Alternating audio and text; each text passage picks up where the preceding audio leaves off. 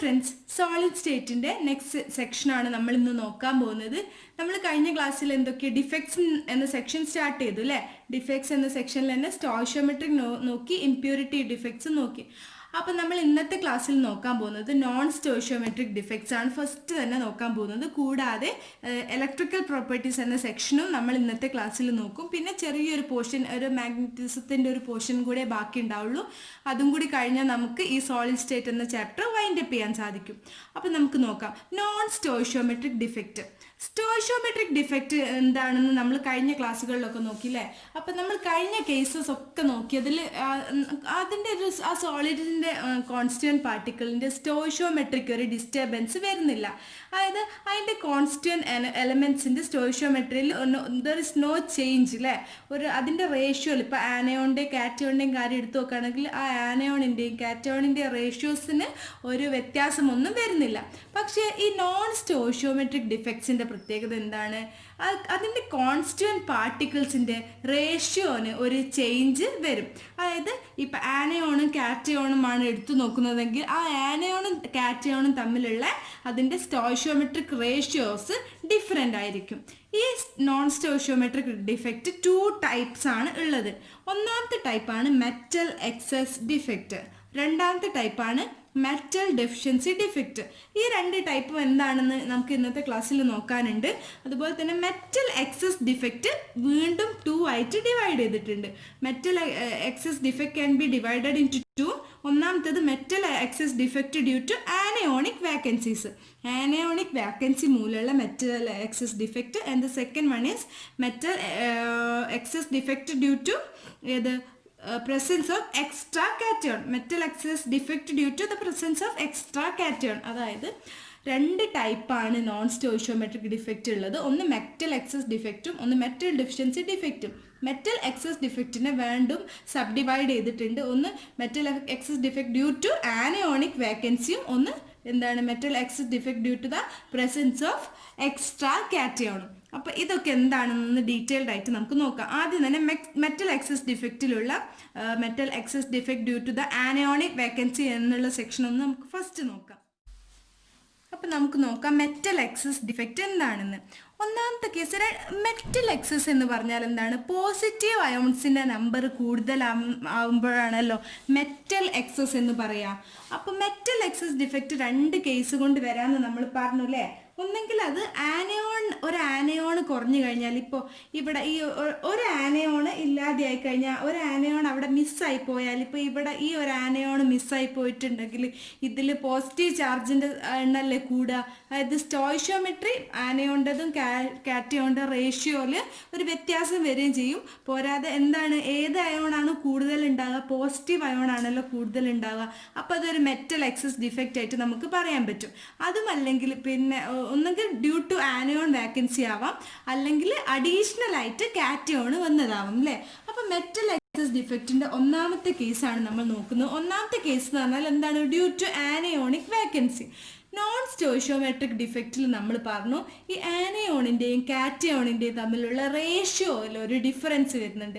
അപ്പം ഈ ഒരു കാര്യം നമുക്ക് എടുത്തു നോക്കാം. ഇപ്പോൾ ഇവിടെ ഒരു ആനയോൺ കാറ്റയോൺ റേഷ്യോ ഈ ഒരു കേസിൽ എങ്ങനെയാണ് വരുന്നത് നമുക്ക് നോക്കാം. ആനയോണിൻ്റെ നമ്പർ എത്രയാണ്? 1, 2, 3, 4, 5, 6 അല്ലേ. ആനയോണിൻ്റെ നമ്പർ 6 ആണ്. കാറ്റയോണിൻ്റെ നമ്പറും 6 ആണ്. അതുകൊണ്ട് തന്നെ ഇതിൻ്റെ റേഷ്യോ 6:6 ആണ്.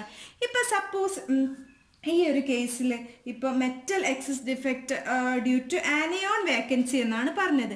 അപ്പം ഒരു ആനയോണിൻ്റെ വേക്കൻസി, ഇപ്പോൾ സപ്പോസ് ഈ ഒരു ആനയോൺ ഇവിടെ പ്രസൻ്റ് ആയിട്ടില്ല എന്ന് വിചാരിക്കാം. ഇവിടെ ഈ ആനയോൺ ഇവിടെ ഇല്ല എന്ന് വിചാരിക്കാം. അങ്ങനെയാണെങ്കിൽ ഈ ആനയോൺ ഇവിടുന്ന് മിസ്സായി പോയിട്ടുണ്ടെങ്കിൽ ഇതിൻ്റെ 2 റേഷ്യോയിൽ എന്ത് വ്യത്യാസം ഉണ്ടാവുക? കാറ്റയോണിൻ്റെ റേഷ്യോ 6 ആയിരിക്കും, പക്ഷേ ആനയോൺ ഒരെണ്ണം മിസ്സായി പോയാൽ ആനയോണിൻ്റെ റേഷ്യോ 5 ആയിരിക്കും അല്ലേ. അപ്പോൾ ആനയോൺ കാറ്റയോൺ റേഷ്യോ 6:5 ആയിരിക്കും. അപ്പോൾ ഈ ഒരു കോമ്പൗണ്ട് നമുക്ക് നോൺ സ്റ്റോയിഷ്യോമെട്രിക് ആണെന്ന് പറയാം. ഇങ്ങനെ സപ്പോസ് ഒരു ആനയോണ് പോയ വേക്കൻസിയിലേക്ക് ഒരു ഫ്രീ ഇലക്ട്രോൺ വന്ന് നിൽക്കാന്ന് വിചാരിക്കാം. ഇങ്ങനെ ഒരു ഫ്രീ ഇലക്ട്രോൺ വന്ന് നിന്നാലും അതിൻ്റെ സ്റ്റോയിഷ്യോമെട്രിക് ഒരു വ്യത്യാസം വരുന്നുണ്ട് അല്ലേ. ഇത് ക്രിസ്റ്റൽ നോൺ സ്റ്റോയിഷ്യോമെട്രിക് ആയിട്ട് തന്നെ ഇരിക്കുന്നുണ്ട്. അങ്ങനെ ഒരു ഫ്രീ ഇലക്ട്രോൺ അവിടെ വന്ന് നിന്നിട്ടുണ്ടെങ്കിൽ ആ ഇലക്ട്രോൺ വന്ന് നിന്നിരിക്കുന്ന ആ സെൻറ്ററിനെ പറയുക എഫ് സെൻറ്റർ എന്നാണ്. F centre. ഈ ഒരു സെൻറ്ററിനെ പറയുക എഫ് സെൻറ്റർ എന്നാണ്. അതായത് ഒരു ആനയോണ് പോയിട്ട് ആ ഒരു ആനയോണിൻ്റെ പൊസിഷനിൽ ആ ആനയോണിക് സൈറ്റിൽ ഒരു അൺപെയർഡ് ഇലക്ട്രോൺ വന്ന് ഒക്യുപ്പൈ ചെയ്ത് നിൽക്കുകയാണെങ്കിൽ അങ്ങനെയുള്ള ക്രിസ്റ്റൽസിനെ ആ ഒരു സെൻറ്ററിനെ നമ്മൾ എഫ് സെൻറ്റർ എന്നാണ് പറയുക. ആ എഫ് സെൻറ്ററിൻ്റെ ഫുൾ ഫോം എന്ന് പറഞ്ഞാൽ ഫാർബൻ സെൻറ്റർ എന്നാണ്. ഫാർബൻ സെൻറ്റർ. ഫാർബൻ സെൻറ്റർ. ഇങ്ങനെ ഒരു ആനയോണിക് വേക്കൻസിയിൽ ഇങ്ങനെ ഒരു ഫ്രീ ഇലക്ട്രോൺ വന്ന് നിന്ന് കഴിഞ്ഞാൽ ആ ഫ്രീ ഇലക്ട്രോൺ ലൈറ്റൊക്കെ അബ്സോർബ് ചെയ്യുന്നതിൻ്റെ കാരണം കൊണ്ട് തന്നെ ആ ഒരു ക്രിസ്റ്റൽ എന്ത് കാണിക്കും? ഒരു കളറ് കാണിക്കും. ഈ ഫാർബൻ സെൻറ്റർ എന്നത് ഒരു ജർമ്മൻ വേർഡാണ്. ആ ജർമ്മൻ വേർഡിൻ്റെ മീനിങ് തന്നെ കളർ സെൻറ്റർ എന്നാണ്. ഈ ഒരു ഡിഫക്റ്റ് കാണിക്കുന്ന ക്രിസ്റ്റൽ, ഇപ്പോൾ സോഡിയം ക്ലോറൈഡ്, ഉപ്പ് അല്ലേ, ഉപ്പിൻ്റെ കേസിൽ നമുക്കറിയാം ഉപ്പ് വൈറ്റ് കളറാണ്. പക്ഷേ ഈ ഒരു ഡിഫക്റ്റ് വന്നു കഴിഞ്ഞാൽ അതിന് യെല്ലോ കളറാണ് കാണിക്കുക. സോഡിയം ക്ലോറൈഡിൻ്റെ കേസിൽ യെല്ലോ കളറാണ് കാണിക്കുക. അപ്പം നമുക്ക് ഫാർബൻ സെൻറ്റർ എന്ന് പറഞ്ഞാൽ എന്താണ്? ആനയോണിക് വേക്കൻസിയിലേക്ക് ഫ്രീ ആയിട്ടുള്ള ഒരു ഇലക്ട്രോൺ, ഒരു അൺപെയ്ഡ് ഇലക്ട്രോൺ വന്നിട്ട് ആനയോണിക് വേക്കൻസി ഒക്യുപ്പൈ ചെയ്യുകയാണെങ്കിൽ അതിനെ നമ്മൾ എഫ് സെൻറ്റർ അല്ലെങ്കിൽ ഫാർബൻ സെൻറ്റർ എന്നാണ് പറയുക. അപ്പോൾ ഇതിൻ്റെ എക്സാമ്പിൾസ് ഏതൊക്കെയാണ് ഈ ഒരു ഡിഫക്റ്റ് കാണിക്കുന്നത്? സോഡിയം ക്ലോറൈഡ്, KCl, LiCl, ഇതൊക്കെ ഇതിൻ്റെ എക്സാമ്പിൾസ് ആണ്. അപ്പം നമുക്ക് ആദ്യം തന്നെ സോഡിയം ക്ലോറൈഡിൻ്റെ കേസ് ഒന്ന് ഡീറ്റെയിൽഡ് ആയിട്ട് നോക്കാം. ഒരു സോഡിയം ക്ലോറൈഡ് നമ്മൾ ഹീറ്റ് ചെയ്യുകയാണെന്ന് വിചാരിക്കാം. സോഡിയം വേപ്പറിൻ്റെ പ്രസൻസിൽ സോഡിയം ക്ലോറൈഡ് നമ്മൾ ഹീറ്റ് ചെയ്ത് കഴിഞ്ഞാൽ ആ സോഡിയം വേപ്പർ എന്താകും? Na+ ഇലക്ട്രോൺ ആകും. Na+ ഇലക്ട്രോണും ആകും. അപ്പം ഈ Na+ എന്താ ചെയ്യും? ഒരു ക്ലോറിൻ Na+ ആകുമ്പോൾ സോഡിയം വേപ്പറിൻ്റെ പ്രസൻസിലാണ് നമ്മൾ സോഡിയം ക്ലോറൈഡിനെ ഹീറ്റ് ചെയ്യുന്നത്. ഇതിനെ ഹീറ്റ് ചെയ്യുന്നത്, ഈ സംഭവത്തിന് നമ്മൾ ഹീറ്റ് ചെയ്ത് കൊടുക്കുകയാണ് സോഡിയം വേപ്പറിൻ്റെ പ്രസൻസിൽ. അപ്പം ഈ സോഡിയം വേപ്പർ Na++ ഇലക്ട്രോൺ എന്ന് ആവും. അപ്പം ഈ സോഡിയം വേപ്പർ Na++ ഇലക്ട്രോൺ എന്നായെന്ന് ഞാൻ പറഞ്ഞല്ലോ. അപ്പോൾ ഈ Na+ ഈ ഒരു Cl ജോയിൻ ചെയ്തിട്ട് NaCl ആയി മാറും. അപ്പോൾ Na+ ഇവിടുന്ന് ഒരു Clനെ വലിച്ചെടുത്തിട്ട് ഇത് NaCl ആയി മാറും. അപ്പോൾ ഇവിടെ ഒരു ഫ്രീ ഇലക്ട്രോൺ ഇരിക്കുന്നുണ്ടല്ലോ. ആ ഫ്രീ ഇലക്ട്രോൺ ഇവിടെ ഫോം ചെയ്തിട്ടുള്ള ഈ ക്ലോറിൻ പോയ സ്ഥലത്തുള്ള അവിടെ ഒരു ഹോള് ഫോം ചെയ്തിട്ടുണ്ടാവല്ലോ. ആ ഹോളിൽ ഈ ഇലക്ട്രോൺ വന്ന് നിൽക്കും. അപ്പോൾ ഇങ്ങനെ ഈ ഇലക്ട്രോൺ ഈ ഹോളിൽ വന്ന് നിന്നിട്ടുണ്ടെങ്കിൽ അതിനെ നമ്മൾ എന്തെന്ന് പറയാ? എഫ് സെൻറ്റർ അല്ലെങ്കിൽ ഫാർബൻ സെൻറ്റർ എന്നാണല്ലേ പറയാ. അപ്പോൾ എന്താണ് മനസ്സിലായി? ഈ ഒരു സോഡിയം ക്ലോറൈഡ് ക്രിസ്റ്റലിനെ നമ്മൾ സോഡിയം വേപ്പറിൻ്റെ പ്രസൻസിൽ ഹീറ്റ് ചെയ്ത് കഴിഞ്ഞപ്പോൾ എന്ത് സംഭവിച്ചു? ഈ Na+ NaCl ആയിട്ട് മാറി. അപ്പോൾ അവിടുന്ന് ഒരു ക്ലോറിൻ അയോൺ പോയല്ലോ. ആ പോയ ക്ലോറിൻ അയോണിൻ്റെ പൊസിഷനിലേക്ക് ആര് വന്നു? ഒരു അൺപെയർഡ് ആയിട്ടുള്ള ഒരു ഇലക്ട്രോൺ വന്ന് നിന്നു. അപ്പോൾ ഒരു എഫ് സെൻറ്റർ ഫോം ചെയ്തു. അപ്പോൾ ഈ സോഡിയം ക്ലോറൈഡ്, കളർലെസ് ആയിട്ടുള്ള സോഡിയം ക്ലോറൈഡ് ഒരു കളറ് കാണിക്കും. ഈ ഒരു കേസിൽ സോഡിയം ക്ലോറൈഡ് കാണിക്കുന്ന കളർ എന്ന് പറഞ്ഞാൽ അത് യെല്ലോ കളറാണ്. യെല്ലോ കളറാണ് എന്ത്? എഫ് സെൻറ്റർ ഫോം ചെയ്തിട്ട് കഴിഞ്ഞാൽ സോഡിയം വേപ്പർ കാണിക്കുക. അതുപോലെ തന്നെ KCl കാണിക്കുക വയലറ്റ് കളറാണ്. KCl ഒക്കെ ഇതിൻ്റെ എക്സാമ്പിൾസ് ആണ് അല്ലേ. ഇതുപോലെ വയലറ്റ് ആണ് കളർ കാണിക്കുക. അതുപോലെ പിന്നെ ഏതാ കാണിക്കുക? LiCl കളർ ചേഞ്ച് കാണിക്കുക. LiCl കാണിക്കുന്നത് പിങ്ക് കളറാണ്. ഇങ്ങനെ ഫോം ചെയ്യുന്ന ഒരു ഈ രണ്ട് കേസിലും നമ്മളിപ്പോൾ ഈ ജനറൽ ആയിട്ടുള്ള കേസിലാണെങ്കിലും ഇതിൻ്റെ കേസിൽ സ്റ്റോയിഷ്യോമെട്രിക് ആണോ നോൺ സ്റ്റോയിഷ്യോമെട്രിക് ആണോ? ഇതിപ്പോൾ സ്റ്റോയിഷ്യോമെട്രിക് ആണ് അല്ലേ, 6:6 ആണ്. പക്ഷെ ഇവിടുന്ന് ക്ലോറിൻ അയോൺ അങ്ങോട്ട് പോയി കഴിഞ്ഞാൽ അതിൻ്റെ സ്റ്റോയിഷ്യോമെട്രി എങ്ങനെയാകും? 6:5 ആകും. അപ്പോൾ അത് നോൺ സ്റ്റോയിഷ്യോമെട്രിക് ആകും. ഇവിടെ ഏതാണ് എക്സസ് ആയിട്ട് ഇരിക്കുന്നത്? മെറ്റൽ ആണ് അല്ലേ. ക്ലോറിൻ ഇവിടുന്ന് പോയി കഴിഞ്ഞപ്പോൾ Na+ അയോൺസ് ആണ് എക്സസ് ആയിട്ട് ഇരിക്കുന്നത്. അതുകൊണ്ട് തന്നെ ഇത് എന്ത് ടൈപ്പ് ഓഫ് ഡിഫക്റ്റ് ആണ്?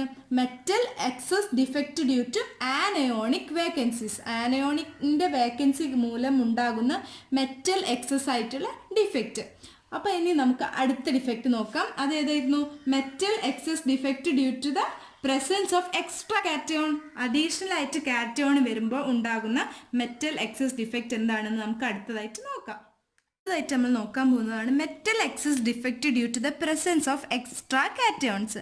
അഡീഷണൽ ആയിട്ട് കാറ്റയോൺസ് പ്രസന്റ് ആണെങ്കിലും നമ്മൾ മെറ്റൽ എക്സസ് ആണെന്ന് പറയല്ലോ, അതായത് പോസിറ്റീവ് അയോൺസ് എക്സസ് ആണെന്ന് പറയല്ലോ. ഈ അഡീഷണൽ കാറ്റയോൺസ് വരുന്നത് അതിൻ്റെ ഇൻഡസ്ട്രീഷ്യൽ സൈറ്റുകളിലാണ്. Metal excess defect due to the presence of extra cations in the interstitial sites. Interstitial sites എന്ന് പറഞ്ഞാൽ എന്താണ്? ഇതിൻ്റെ ഇടയിൽ കുറച്ച് വോയിഡ്സ് നമുക്ക് കാണാൻ പറ്റുന്നുണ്ടല്ലോ. അങ്ങനെയുള്ള വോയിഡ്സ് പ്രസന്റ് ആയിട്ടുള്ള സൈറ്റുകളെ തന്നെയാണ് ഇൻഡസ്ട്രീഷ്യൽ സൈറ്റ്സ് എന്നും പറയാം. അങ്ങനെയുള്ള ഇൻഡസ്ട്രീഷ്യൽ സൈറ്റുകളിൽ ഇപ്പോൾ ഉദാഹരണത്തിന് ഞാൻ കാണിച്ചു തരാം. ഇതിപ്പോൾ ഇൻഡസ്ട്രീഷ്യൽ സൈറ്റാണല്ലേ, അതാ ഇവിടെ ഇങ്ങനെ വരുന്ന ഇൻഡസ്ട്രീഷ്യൽസ്, അതുപോലെ ഇവിടെ ഉണ്ട്. ഇങ്ങനെ വരുന്ന ഇൻഡസ്ട്രീഷ്യൽ സൈറ്റ്സിൽ എന്ത് വരിക? അഡീഷണൽ ആയിട്ട് കാറ്റയോൺസ് വരികയാണെങ്കിൽ അതിനെയാണ് നമ്മൾ എന്തെന്ന് പറയാം? Metal excess defect due to the presence of extra cations എന്ന് പറയാം. അപ്പം ഞാൻ അതിന് പറ്റിയൊരു ഉദാഹരണം നിങ്ങൾക്ക് പറഞ്ഞുതരാം. സിങ്ക് ഓക്സൈഡിൻ്റെ കേസാണ് ഇതിന് ഈ metal excess defect due to the presence of extra കാറ്റയോൺസിൻ്റെ ഏറ്റവും നല്ല എക്സാമ്പിൾ. സിങ്ക് ഓക്സൈഡിനെ നമുക്ക് ഹീറ്റ് ചെയ്ത് കഴിഞ്ഞാൽ സിങ്ക് ഓക്സൈഡ് ആണ് ഇതിൻ്റെ example. Metal excess defect due to the presence of extra cations in the interstitial സൈറ്റിൻ്റെ ഏറ്റവും ബെസ്റ്റ് എക്സാമ്പിൾ ആണ് സിങ്ക് ഓക്സൈഡ്. സിങ്ക് ഓക്സൈഡ് നമ്മൾ ഹീറ്റ് ചെയ്ത് കഴിഞ്ഞാൽ നമുക്ക് എന്ത് കിട്ടും? Zn2+ അയോൺ പ്ലസ് ½ O2+ 2 ഇലക്ട്രോണും നമുക്ക് കിട്ടും. അപ്പോൾ ഇങ്ങനെ കിട്ടുമ്പോൾ സിങ്ക് ഓക്സൈഡ് നമ്മൾ ഹീറ്റ് ചെയ്ത് കഴിഞ്ഞാൽ ഇതിൽ ഞാൻ കാണിച്ചു തരാം. ഇങ്ങനെ ഇൻഡസ്ട്രീഷ്യൽ സൈറ്റുകൾ ഉണ്ടാവല്ലോ, ആ ഇൻഡസ്ട്രീഷ്യൽ സൈറ്റിൽ ആര് പോയി നിൽക്കും? ഇങ്ങനെയുള്ള ഈ കാറ്റയോൺ Zn2+ എന്ന കാറ്റയോണോ അതുപോലെ അതിൻ്റെ തൊട്ടടുത്തുള്ള നൈബറിങ് ആയിട്ടുള്ള വേക്കൻസ് വോയിഡ്സിൽ അല്ലെങ്കിൽ ഇൻഡസ്ട്രീഷ്യൽ സൈറ്റ്സിൽ ഈ 2 ഇലക്ട്രോൺസും പോയി നിൽക്കും. അപ്പോൾ ഞാൻ പറയാം, ഇപ്പോൾ Zn2+ ഇവിടെ വന്ന് നിന്നെന്ന് വിചാരിക്കാം. അതുപോലെ ഇവിടെയും 2 ഇലക്ട്രോൺസും വന്ന് നിന്നെന്ന് വിചാരിക്കുക ഈ വോയിഡ്സിൽ. അപ്പോൾ Zn2+ അയോൺ ഇങ്ങനെ വന്ന് നിന്ന് കഴിഞ്ഞാൽ ഇതിൻ്റെ സ്റ്റോയിക്യോമെട്രിക്ക് ഒരു വ്യത്യാസം വരില്ലേ? അതായത് it stoichiometry changes to cationic stoichiometry will be 6 itself. മാറ്റൊന്നും കാറ്റയോണിക് സ്റ്റോയിക്യോമെട്രിക്ക് മാറ്റം വരും, പക്ഷേ ആനയോണിക് സ്റ്റോയിക്യോമെട്രിക്ക് എന്ത് വരില്ല? ചേഞ്ചസ് ഒന്നും വരില്ല. അപ്പോൾ ആനയോണിൻ്റെ സ്റ്റോയിക്യോമെട്രി 6 ആണെങ്കിൽ കാറ്റയോൺ സ്റ്റോയിക്യോമെട്രി വിൽ ബി 7. 6:7 എന്ന ഇതിലാവും അല്ലേ? ഒന്നും കൂടി പറഞ്ഞു തരാം ഞാൻ. Zn2+ അയോൺ എന്ന് പറഞ്ഞാൽ അതൊരു കാറ്റയോണിക് സ്റ്റോയിക്യോമെട്രി ആണല്ലോ വർദ്ധിക്കുക. അപ്പോൾ നമുക്ക് 1, 2, 3, 4, 5, 6 + 7 വരുമല്ലോ. ഏതിൻ്റെ എണ്ണം? കാറ്റയോണിൻ്റെ എണ്ണം. പക്ഷെ ആനോണിൻ്റെ എണ്ണം മറ്റേ 6 തന്നെയാണ്. അപ്പോൾ അതിൻ്റെ റേഷ്യോയിൽ ഒരു ഡിഫറൻസ് വന്നില്ലേ? അപ്പോൾ ഈ ഡിഫക്റ്റ് നോൺ സ്റ്റോയിക്യോമെട്രിക് ഡിഫക്റ്റ് ആണെന്ന് നമുക്ക് പറയാൻ പറ്റും. ഒന്നും കൂടി പറഞ്ഞുതരാം. സിങ്ക് ഓക്സൈഡിൻ്റെ കേസിൽ എടുക്കുകയാണെങ്കിൽ സിങ്ക് ഓക്സൈഡ് നമുക്ക് ഹീറ്റ് ചെയ്യുമ്പോൾ Zn2+ അയോണും അതുപോലെ 2 ഇലക്ട്രോൺസും കിട്ടുന്നുണ്ട്. ഈ Zn2+ അയോൺസ് എവിടെ പോയി നിൽക്കും? ഇതിൻ്റെ ഇൻഡസ്ട്രീഷ്യൽ സൈറ്റിൽ പോയി നിൽക്കും. അങ്ങനെ ഇൻഡസ്ട്രീഷ്യൽ സൈറ്റിൽ പോയി നിൽക്കുമ്പോൾ അതിൻ്റെ സ്റ്റോയിക്യോമെട്രിയിൽ ഒരു വ്യത്യാസം വരും. 6:7 എന്ന സ്റ്റോയിക്യോമെട്രിയാണ് ഈ ഒരു കേസിൽ കിട്ടുക. അപ്പോൾ ഇങ്ങനെ സ്റ്റോയിക്യോമെട്രിയിൽ വ്യത്യാസം വരുമ്പോൾ അവിടെ ഒരു ഡിഫക്റ്റ് ഫോം ചെയ്യും. ആ ഡിഫക്റ്റിനെയാണ് non stoichiometric metal excess defect due to presence of extra cation in the interstitial site എന്ന് പറയുന്നത്. ഇനി അടുത്തതായിട്ട് നമുക്ക് നോക്കാം മെറ്റൽ ഡെഫിഷ്യൻസി ഡിഫക്റ്റ് എന്താണെന്ന്. നെക്സ്റ്റ് നമ്മൾ നോക്കാൻ പോകുന്നതാണ് മെറ്റൽ ഡെഫിഷ്യൻസി ഡിഫക്റ്റ്. ഇതിൻ്റെ പേര് പറയുന്ന പോലെ തന്നെ പോസിറ്റീവ് അയോൺസ് ഡെഫിഷ്യൻ്റ് ആയിട്ടിരിക്കുന്ന മെറ്റൽസിൽ കാണുന്ന ഡിഫക്റ്റാണ് ഈ മെറ്റൽ ഡെഫിഷ്യൻസി ഡിഫക്റ്റ്. അതായത് ഒരു സോളിഡിൻ്റെ അകത്ത് ഇപ്പോൾ കാറ്റയോണ് ഡെഫിഷ്യൻ്റ് ആയിട്ട് കാണുന്നതിനെയാണ് മെറ്റൽ ഡെഫിഷ്യൻസി ഡിഫക്റ്റ് എന്ന് പറയാം. അയൺ ഓക്സൈഡാണ് ഇതിൻ്റെ ഏറ്റവും നല്ല ഉദാഹരണം. ഇങ്ങനെയുള്ള ഈ ഒരു ഡിഫക്റ്റ് കാണിക്കുക മെറ്റൽസ് വിത്ത് വേരിയബിൾ വാലൻസിയാണ്. വേരിയബിൾ വാലൻസിയുള്ള മെറ്റൽസ് ആണ് ഈ മെറ്റൽ ഡെഫിഷ്യൻസി ഡിഫക്റ്റ് കാണിക്കുക.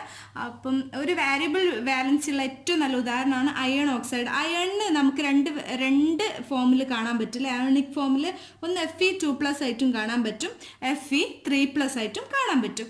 അപ്പോൾ ഈ അയൺ ഓക്സൈഡിൻ്റെ ഉദാഹരണം എടുക്കുകയാണെങ്കിൽ നമുക്ക് ഈ മെറ്റൽ ഡെഫിഷ്യൻസി ഡിഫക്റ്റ് വളരെ വേഗം മനസ്സിലാവും. അയൺ ഓക്സൈഡിൻ്റെ കേസിൽ ഞാൻ നിങ്ങൾക്ക് പറഞ്ഞു തരാം. ഇവിടെ ഇത് കറക്റ്റ് ഒരു സ്റ്റോയിക്യോമെട്രിക് ആണ് അല്ലേ? 1, 2, 3, 4, 5, 6 66 സ്റ്റോയിക്യോമെട്രിയിൽ ഇങ്ങനെ നിൽക്കുകയാണ്. അപ്പോൾ ഈ ഒരു സോളിഡിൻ്റെ കേസിൽ സപ്പോസ് ഈ 3 Fe2+ അയോൺസ് പോയിട്ട് അതിന് പകരം അവിടേക്ക് 2 Fe3+ അയോൺസ് വരികയാണെന്ന് വിചാരിക്കാം. ഇപ്പോൾ ഇതില്ല ഇങ്ങനെയുള്ള 3 Fe2+ അയോൺസ് അവിടുന്ന് മിസ്സായി പോയിട്ട് അതിന് പകരം അവിടെ ആരാണ് വരുന്നത്? 2 പൊസിഷനിൽ മാത്രം Fe3+ അയോൺസ് വരിക. ഇതിന് പകരം Fe3+ അയോൺസ് 2 പൊസിഷൻസിൽ വരിക. മൂന്നാമത്തെ പൊസിഷനിൽ അപ്പോൾ ഒന്നുമില്ല, അവിടെ ഒരു ഹോളായിട്ട് വേക്കൻ്റ് ആയിട്ട് കിടക്കുക. ഇങ്ങനെയുള്ള സ്ഥലത്ത് വരുന്ന ഡിഫക്റ്റാണ് ഈ മെറ്റൽ ഡെഫിഷ്യൻസി ഡിഫക്റ്റ്. അതായത് ഇങ്ങനെ Fe3+ അയോൺസ് 2 സബ്സ്റ്റിറ്റ്യൂട്ട് ചെയ്യാൻ പറ്റുന്നത് എന്തുകൊണ്ടാണ്? 3 Fe2+ അയോൺസ് ആയിരുന്നല്ലോ ആദ്യം ഉള്ളത്, 3 Fe2+ അയോൺസ് ആയിരുന്നു ആദ്യം ഉള്ളത്. അപ്പോൾ അവിടെയുള്ള കാറ്റയോൺസ് 6 ആണല്ലോ, 6 പോസിറ്റീവ് അയോൺസ് ആണ് അവിടെ ഉള്ളത്. 3 × 2 = 6. സ്വാഭാവികമായിട്ട് നമുക്ക് മനസ്സിലാകും. അപ്പോൾ ആ 3 അവിടുന്ന് മിസ്സായി പോയിട്ട് അതിന് പകരം ആരാ വരുന്നത്? Fe3+ ആണ്. അപ്പോൾ 2 വന്നാൽ മതിയല്ലോ. 2 × 3 6 അല്ലേ, 6 കാറ്റയോൺസ് ആകും. അപ്പോൾ Fe3+ അയോൺസ് 2 പൊസിഷനിലേക്ക് കയറി വന്നിട്ട് മൂന്നാമത്തെ പൊസിഷനിൽ ഒരു ഹോളായിട്ട് ഒരു വാക്കൻറ്റ് സൈറ്റ് ആയിട്ട് കിടക്കുകയാണ്. അങ്ങനെ വരുന്നത് ഡിഫക്റ്റിനെയാണ് മെറ്റൽ ഡെഫിഷ്യൻസി ഡിഫക്റ്റ് എന്ന് പറയാം. ഇതിനെ നമുക്ക് എങ്ങനെ ജനറലൈസ് ചെയ്ത് പറയാൻ പറ്റുക? ജനറലൈസ് ചെയ്തിട്ട് ഇതാ ഇങ്ങനെ ആനയോൺസും കാറ്റയോൺസും ഒരേ റേഷ്യോയിൽ ഇങ്ങനെ കിടക്കുകയാണെന്ന് വിചാരിക്കാം. അപ്പം നമുക്ക് ഇപ്പോൾ സപ്പോസ് 2 പോസിറ്റീവ് അയോൺസ് അവിടുന്ന് മിസ്സായി പോവുകയാണെങ്കിൽ അതിന് പകരം ഒരു ഇപ്പോൾ സപ്പോസ് ഇവിടെ 1 2 3 ഇങ്ങനെ 6 കാറ്റയോൺസ് ഉണ്ടല്ലോ. അപ്പോൾ ഇവിടെയുള്ള 2 കാറ്റയോൺസ് ഇവിടുന്ന് മിസ്സായി പോവുക. 2 കാറ്റയോൺസ് മിസ്സായി പോയിട്ട് ഇതിന് പകരം ഒരൊറ്റ സൈറ്റിൽ 2 പോസിറ്റീവ് 2+ അയോൺസ് ഒറ്റ സൈറ്റിൽ വരിക, മറ്റേ സൈറ്റ് വാക്കൻ്റ് ആയിട്ടും കിടക്കുക. ഇങ്ങനെയാണ് ഇത് ജനറലൈസ് ചെയ്ത് പറയുക. ജനറലൈസ് ചെയ്ത് പറയുന്നതിലും കൂടുതൽ നിങ്ങൾക്ക് ഡീറ്റെയിൽഡ് ആയിട്ട് എക്സ്പ്ലെയിൻ ചെയ്യാൻ പറ്റുക ഒരു എക്സാമ്പിൾ വെച്ച് പറയുമ്പം തന്നെയാണ്. അപ്പോൾ ഇങ്ങനെ വരുന്ന ഡിഫക്റ്റാണ് എന്ത്? Metal deficiency defect. ഇനി അടുത്തതായിട്ട് നമുക്ക് നോക്കാനുള്ളത് ഇലക്ട്രിക്കൽ പ്രോപ്പർട്ടീസ് എന്ന സെക്ഷനാണ്. ഈ സെക്ഷൻസ് ഒക്കെ വളരെ ഇമ്പോർട്ടൻ്റ് ആയിട്ടുള്ള സെക്ഷൻസ് തന്നെയാണ്. അപ്പോൾ നമുക്ക് എന്താണ് ഇലക്ട്രിക്കൽ പ്രോപ്പർട്ടീസ് എന്ന സെക്ഷനിലേക്ക് കടക്കാം. സോളിഡ്സിൻ്റെ പ്രോപ്പർട്ടീസ് നമ്മൾ ഈ ചാപ്റ്ററിൽ ഡിസ്കസ് ചെയ്യാൻ പോകുന്ന പ്രധാനമായിട്ട് 2 പ്രോപ്പർട്ടീസാണ്. ഒന്നാമത്താണ് ഇലക്ട്രിക്കൽ പ്രോപ്പർട്ടീസ്, രണ്ടാമത്താണ് മാഗ്നറ്റിക് പ്രോപ്പർട്ടീസ്. അപ്പോൾ ആദ്യം തന്നെ നമ്മൾ നോക്കാൻ പോകുന്നതാണ് ഇലക്ട്രിക്കൽ പ്രോപ്പർട്ടീസ് ഓഫ് സോളിഡ്സ്. നമുക്ക് ഒരുപാട് ക്ലാസ്സുകൾ എന്നൊക്കെ പഠിച്ചല്ലേ ഏതൊക്കെ ടൈപ്പാണ് ഇലക്ട്രിക്കൽ പ്രോപ്പർട്ടീസ് ഇൻ സോളിഡ്സ് ഉള്ളത്. സോളിഡ്സിനെ എത്ര ഡിവിഷനായിട്ട് നമ്മൾ ഡിവൈഡ് ചെയ്തത് ഇലക്ട്രിക്കൽ പ്രോപ്പർട്ടീസിൻ്റെ ബേസിസിൽ? കണ്ടക്ടേഴ്സ് ഉണ്ട്, ഇൻസുലേറ്റേഴ്സ് ഉണ്ട്, സെമി കണ്ടക്ടേഴ്സ് ഉണ്ട് അല്ലേ. Conductors, semiconductors and insulators ഉണ്ട്. കണ്ടക്ടേഴ്സ് എന്താണ്? ഇലക്ട്രിസിറ്റിനെ കണ്ടക്ട് ചെയ്യുന്നതാണ് കണ്ടക്ടേഴ്സ്. സെമി കണ്ടക്ടേഴ്സ് എന്ന് പറഞ്ഞാൽ, ഇൻസുലേറ്റർ എന്ന് പറഞ്ഞാൽ ഒട്ടും കണ്ടക്ട് ചെയ്യാത്തത്. സെമി കണ്ടക്ടർ എന്ന് പറഞ്ഞാൽ കണ്ടക്ടറിൻ്റെയും ഇൻസുലേറ്ററിൻ്റെ ഇടയിലുള്ളത്, അതായത് കുറച്ചൊക്കെ കണ്ടക്ട് ചെയ്യുന്ന സാധനം. കണ്ടക്ടേഴ്സ് ഉണ്ട്, സെമി കണ്ടക്ടേഴ്സ് ഉണ്ട്, ഇൻസുലേറ്റേഴ്സ് ഉണ്ട്. ഇലക്ട്രിക്കൽ പ്രോപ്പർട്ടീസിൻ്റെ ബേസിസിൽ സോളിഡ്സിനെ 3 ആയിട്ട് ഡിവൈഡ് ചെയ്തിട്ടുണ്ട്: conductors, semiconductors and insulators.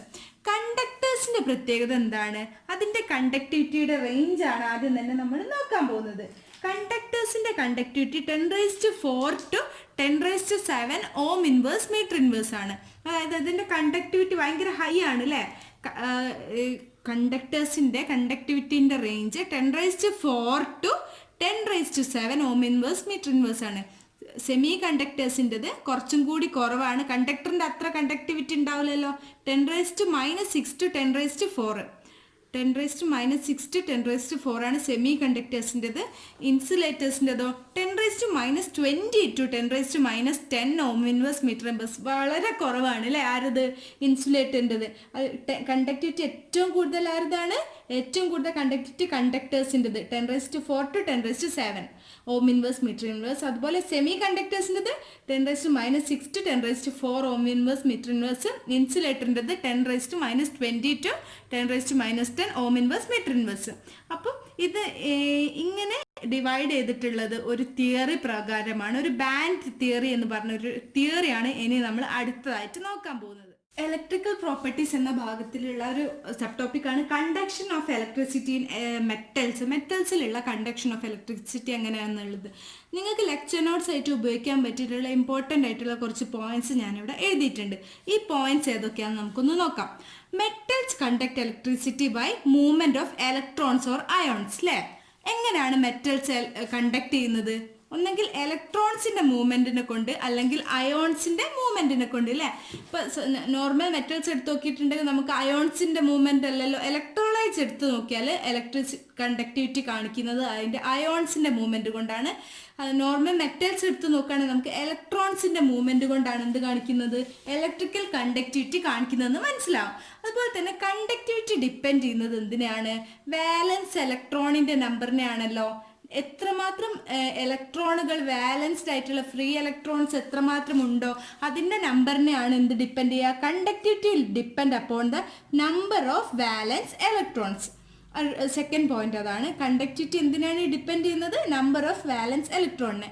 പിന്നെ നമുക്കറിയാം മോളിക്കുലാർ ഓർബിറ്റൽ തിയറി ഒക്കെ നമ്മൾ കഴിഞ്ഞ +1 പഠിച്ചില്ലേ. അറ്റോമിക് ഓർബിറ്റൽസ് കുറേ എണ്ണം കൂടി ചേർന്നിട്ട് എന്ത് ഫോം ചെയ്യും, മോളിക്കുലാർ ഓർബിറ്റൽസ് ഫോം ചെയ്യും. ഇങ്ങനെ ഫോം ചെയ്യുന്ന മോളിക്കുലാർ ഓർബിറ്റൽസിൻ്റെ എനർജികൾ തമ്മിൽ ഭയങ്കര ക്ലോസ് ആയിട്ടുള്ള അടുത്തടുത്തുള്ള എനർജി ഡിഫറൻസ് ആയിക്കുണ്ടാകും, ഭയങ്കര ക്ലോസ് ആയിട്ടുള്ള എനർജി ആയിക്കുണ്ടാകും. അതുകൊണ്ട് തന്നെ അവർ ബാൻഡിൻ്റെ രൂപത്തിലാണ് നമുക്ക് കാണപ്പെടാൻ സാധിക്കുന്നത്. അപ്പോൾ ഈ മോളിക്കുലാർ ഓർബിറ്റൽസ് ഇങ്ങനെ ബാൻഡ് രൂപത്തിൽ കാണപ്പെടുമ്പം അത് എന്തൊക്കെയാണ്, പിന്നെ ഏതൊക്കെ കണ്ടക്ടേഴ്സിൽ, ഇൻസുലേറ്റേഴ്സിലും സെമി കണ്ടക്ടേഴ്സിലും ഇത് എങ്ങനെയാണ് പ്രവർത്തിക്കുന്നത് എന്നുള്ളത് ഞാൻ നിങ്ങൾക്ക് കാണിച്ചു. ഇവിടെ ഞാൻ മെറ്റൽസ്, ഇൻസുലേറ്റേഴ്സ്, സെമി കണ്ടക്ടേഴ്സ് എന്ന് പറഞ്ഞിട്ട് 3 പിക്ചേഴ്സ് കൊടുത്തത് നിങ്ങൾക്ക് കാണാൻ സാധിക്കും.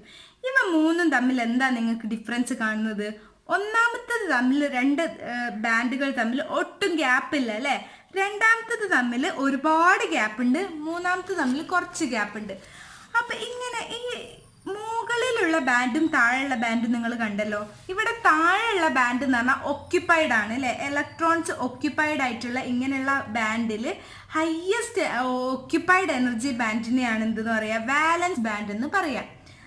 താഴെ നിങ്ങൾ കാണുന്ന പോലെ ഏറ്റവും ഹയ്യസ്റ്റ് ആയിട്ട് ഒക്യുപ്പൈഡ് ആയിട്ടുള്ള എനർജി ബാൻഡിനെയാണ് വാലൻസ് ബാൻഡ് എന്ന് പറയാം. അതുപോലെ ഹയ്യസ്റ്റ് അൺഒക്യുപ്പൈഡ് എനർജി ബാൻഡിനെയാണ് കണ്ടക്ഷൻ ബാൻഡ് എന്ന് പറയാം. മുകളിൽ കാണുന്ന ബാൻഡാണ് കണ്ടക്ഷൻ ബാൻഡ്, താഴെ കാണുന്ന ബ്ലൂ കളറിൽ കാണുന്ന ബാൻഡാണ് വാലൻസ് ബാൻഡ്. ഇങ്ങനെ ഈ വാലൻസ് ബാൻഡിൽ നിന്നും കണ്ടക്ഷൻ ബാൻഡിലേക്ക് ഇലക്ട്രോണുകൾ ട്രാൻസ്ഫർ നടക്കുമ്പോഴാണ് എന്ത് സംഭവിക്കുക, ഇലക്ട്രിക്കൽ കണ്ടക്ടിവിറ്റി ഉണ്ടാവുക. അപ്പോൾ ഇവിടെ മെറ്റൽ എന്ന് കൊടുത്തിട്ടുണ്ട്, ഇൻസുലേറ്റർ എന്ന് കൊടുത്തിട്ടുണ്ട്, അതുപോലെ തന്നെ സെമി കണ്ടക്ടർ എന്നും കൊടുത്തിട്ടുണ്ട്. മെറ്റൽസിൻ്റെ കേസിൽ വാലൻസ് ബാൻഡും കണ്ടക്ഷൻ ബാൻഡും തമ്മിലുള്ള പ്രത്യേകത എന്താണ് നിങ്ങൾ നോക്കിയിട്ട് മനസ്സിലാവുന്നത്, അവ രണ്ടും ഓവർലാപ്പായിട്ട് കിടക്കുകയാണ്. മുകളിലായിട്ട് ഓവർലാപ്പായിട്ടാണ് വാലൻസ് ബാൻഡും കണ്ടക്ഷൻ ബാൻഡും കിടക്കുന്നത്. ഇങ്ങനെ ഓവർലാപ്പായിട്ട് കിടക്കുകയാണെങ്കിൽ അതിന് ഇലക്ട്രോൺ അങ്ങോട്ടും ഇങ്ങോട്ടുള്ള മൂവ്മെൻറ്റിന് വളരെ ഈസി ആയിരിക്കുമല്ലോ. അതുകൊണ്ട് തന്നെ അതിൻ്റെ കണ്ടക്ടിവിറ്റി വളരെ കൂടുതലായിരിക്കും. മെറ്റൽസിൽ വാലൻസ് ബാൻഡും കണ്ടക്ഷൻ ബാൻഡും ഇതുപോലെ ഓവർലാപ്പ് ചെയ്താണ് കിടക്കുക. അവ തമ്മിൽ എനർജി ഗ്യാപ്പില്ല. എനർജി ഗ്യാപ്പ് എന്ന് പറഞ്ഞാൽ വാലൻസ് ബാൻഡും കണ്ടക്ഷൻ ബാൻഡും തമ്മിലുള്ള എനർജി ഡിഫറൻസിനെയാണ് എനർജി ഗ്യാപ്പ് എന്ന് പറയാം. 3 ഇമ്പോർട്ടൻറ്റ് പോയിന്റ്സ് ആണ് ഇപ്പോൾ പറഞ്ഞത്. നോട്ട്സ് എഴുതുന്ന കുട്ടികളാണ് തീർച്ചയായിട്ടും നോട്ട് ചെയ്ത് വെക്കുക. ഹയസ്റ്റ് ഒക്യുപ്പൈഡ് എനർജി ബാൻഡാണ് എന്ത്, valence band. Highest unoccupied energy ബാൻഡാണ് കണ്ടക്ഷൻ ബാൻഡ്. ഈ വാലൻസ് ബാൻഡും കണ്ടക്ഷൻ ബാൻഡും തമ്മിലുള്ള എനർജി ഗ്യാപ്പ് ഡിഫറൻസിനെയാണ് എന്തെന്ന് പറയാം, എനർജി ഗ്യാപ്പ് എന്ന് പറയാം. വാലൻസ് ബാൻഡ് എന്താണെന്ന് പറഞ്ഞു, കണ്ടക്ഷൻ ബാൻഡ് എന്താണെന്ന് പറഞ്ഞു, എനർജി ഗ്യാപ്പ് എന്താണെന്ന് പറഞ്ഞു. അപ്പം ഇവിടെ കൊടുത്തിരിക്കുന്ന മെറ്റലിൻ്റെ പിക്ചറിൽ ഒരു എനർജി ഗ്യാപ്പ് ഉണ്ടോ, എനർജി ഗ്യാപ്പ് ഇല്ല. വാലൻസ് ബാൻഡും കണ്ടക്ഷൻ ബാൻഡും ഓവർലാപ്പ് ചെയ്തിട്ടാണ് കിടക്കുന്നത്. പക്ഷെ അതിൻ്റെ തൊട്ടിപ്പുറത്തുള്ളത് ആരാണ്, ഇൻസുലേറ്റർ ആണ്. ഇൻസുലേറ്ററിൻ്റെ കേസിൽ എന്താ നിങ്ങൾ മനസ്സിലാവുന്നത്, വാലൻസ് ബാൻഡ് താഴെയും കണ്ടക്ഷൻ ബാൻഡ് ഒരുപാട് മുകളിലും, ഭയങ്കര എനർജി ഡിഫറൻസ്, ഒരു ഫോർബിഡൻ സോണാണ്. അവ തമ്മിൽ എനർജി ട്രാൻസ്ഫർ, ഇലക്ട്രോണിൻ്റെ ട്രാൻസ്ഫറേ നടക്കില്ല, അതായത് ഫോർബിഡൻ ആണ്. ആ സോണിനെയാണ് നമ്മൾ ഫോർബിഡൻ സോൺ എന്ന് പറയുന്നത്. അതായത് എനർജി ഗ്യാപ്പ് ഭയങ്കര ലാർജ് എനർജി ഗ്യാപ്പ് ആയതുകൊണ്ട് തന്നെ ഇലക്ട്രോൺ ട്രാൻസ്ഫർ നടക്കാത്തത് കൊണ്ട് തന്നെ അതിനെ ഫോർബിഡൻ സോൺ എന്നാണ് പറയാം. മൂന്നാമത്തെ കേസ് സെമി കണ്ടക്ടർ ആണ് അല്ലേ.